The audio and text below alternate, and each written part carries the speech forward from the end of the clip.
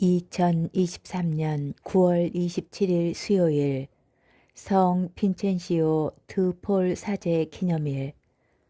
빈첸시오 드 폴 성인은 1581년 프랑스 랑드 지방에서 소농의 아들로 태어났다. 프란치스코회가 운영하는 학교에서 공부한 그는 1600년에 사제품을 받았고 1617년에 가난한 이들을 만나는 체험을 하였다.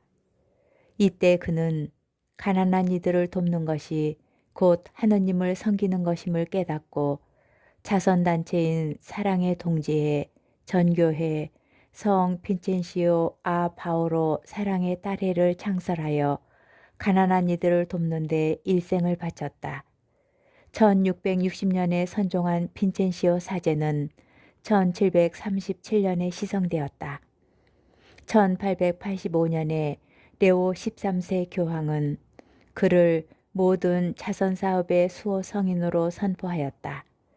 오늘날 수많은 이가 성인의 영성을 실천하고 있으며 우리나라에서도 성 빈첸시오 아 바오로 사랑의 딸회, 사랑의 짙은 수녀회, 성 빈센트 드볼 자비의 수녀회와 평신도 사도직 단체인 성 빈첸시오 아 바오로 회가 서로 연대하며 활동하고 있다.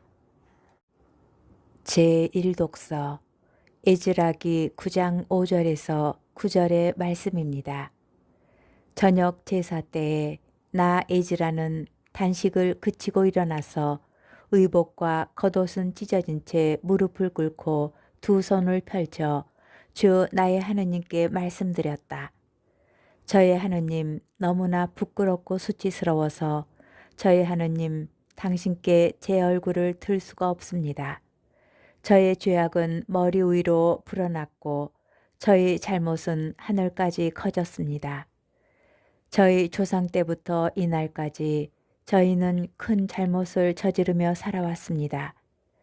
그리고 저희의 죄악 때문에 오늘 이처럼 임금들과 사제들과 더불어 저희가 여러 나라 임금들과 칼에 넘겨지고 포로살이와 약탈과 부끄러운 일을 당하도록 넘겨지고 말았습니다.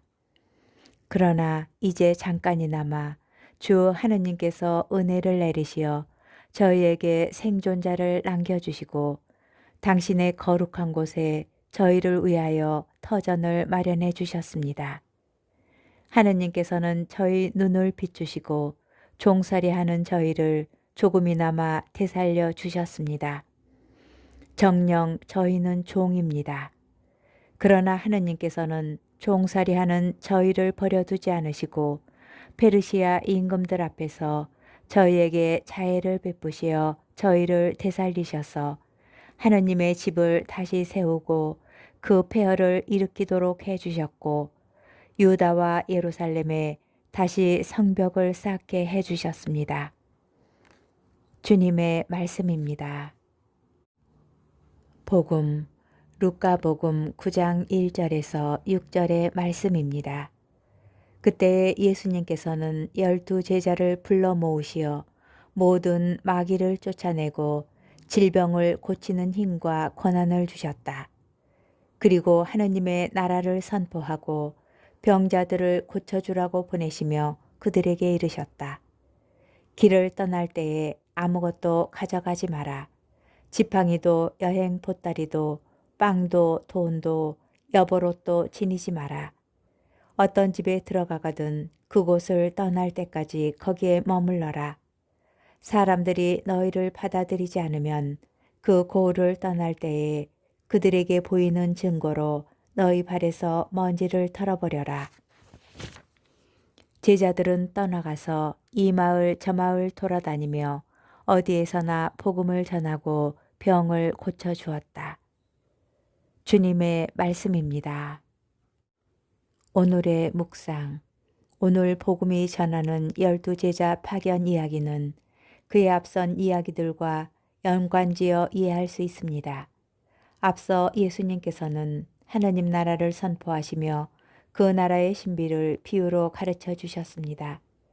게라사인들의 지방에 가셔서는 어떤 이에게 들린 마귀 떼를 쫓아내셨고 다시 갈릴레아로 돌아오셔서는 하여라는 부인과 회당장 야이로의 딸을 고쳐주셨습니다. 하느님 나라 선포와 구마 그리고 치유, 예수님께서 보여주신 이 세 가지 활동은 오늘 복음에서 고스란히 12제자가 펼치게 될 활동으로 제시됩니다. 그들이 파견되는 목적은 다름 아니라 예수님처럼 마귀를 쫓아내고 질병을 고쳐주며 하느님 나라를 선포하기 위함입니다. 예수님께서는 그들끼리 알아서 해결하라고 일을 떠넘기듯 맡기지 않으셨습니다. 파견하시기 전에 그에 맞는 능력과 권한을 주십니다. 그러나 여행에 필요한 물품은 일체 지니지 말라고 명령하십니다. 길을 떠날 때에 아무것도 가져가지 마라. 지팡이도 여행 보따리도 빵도 돈도 여벌옷도 지니지 마라. 그 무엇도 지니지 말라는 것은 파견 여정에서 일어날 수 있는 모든 일에서 심지어 입고 먹고 자는 의식주마저도 온전히 주님께 의존하여 해결하라는 뜻입니다. 어떤 집에 들어가거든 그곳을 떠날 때까지 거기에 머물러라. 이 말씀도 같은 맥락으로 이해할 수 있습니다. 처음 머물게 된 곳보다 더 좋고 쾌적한 장소를 찾아다니지 말아야 함은 그것 또한 하느님께서 마련하여 주셨기 때문입니다. 현재의 대적과 환대에 충분히 만족할 수 있어야 한다는 것입니다. 스승께서 하신 일을 그대로 하라고 파견된 제자들은 그분께서 일하신 방식대로 일하는 사람들입니다. 예수님께서는 당신의 선교 여정을 온전히 아버지께 의지하셨습니다. 따라서 그분의 제자들도 선교에 필요한 능력은 물론이고 그 일을 하기 위한 제반 사항 모두를 하나님께 받는다는 마음으로 그분께 전적인 신뢰를 드리는 사람들이어야 합니다. 과연 그것이 가능한가? 그렇게 투신하여 살 자신이 없는 나에게 하나님에 대한 신뢰가 여전히 부족하다는 것을 느끼는 오늘입니다.